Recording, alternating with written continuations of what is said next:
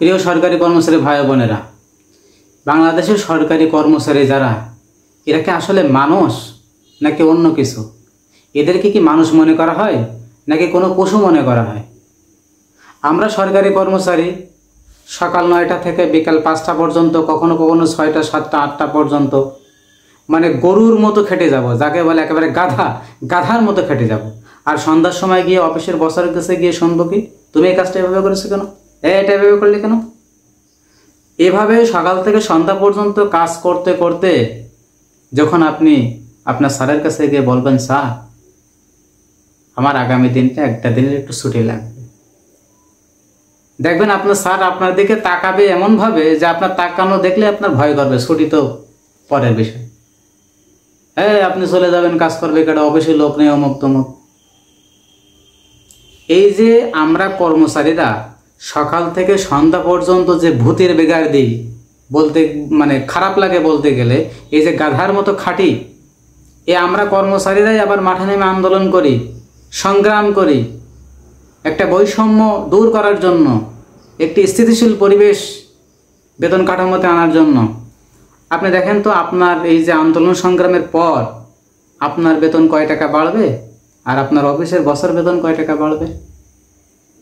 পার্থক্যটা আপনি তখন দেখবেন। তো আমরা সরকারি কর্মচারী, আমরা মানুষ না, আমরা অমানুষ, আমরা গাধা। সারা জীবন আমরা যাই করি আমরা কথা শুনেই যাব। আবার মানে যে বেতন, সেক্ষেত্রে তো নির্যাতিত নিষ্পেষিত হয়ে আসতেছি।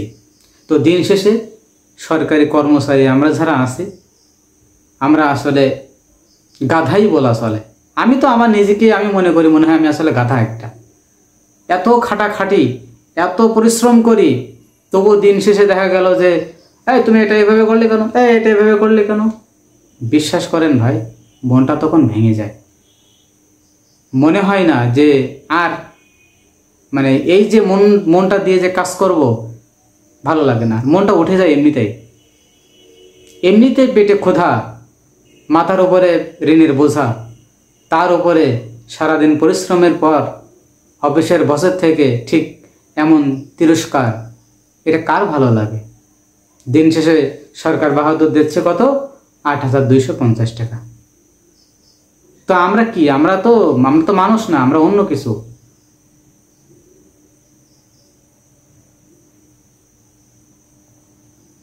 যদি সরকার বাহাদুর আমাদেরকে মানুষ মনে করতেন,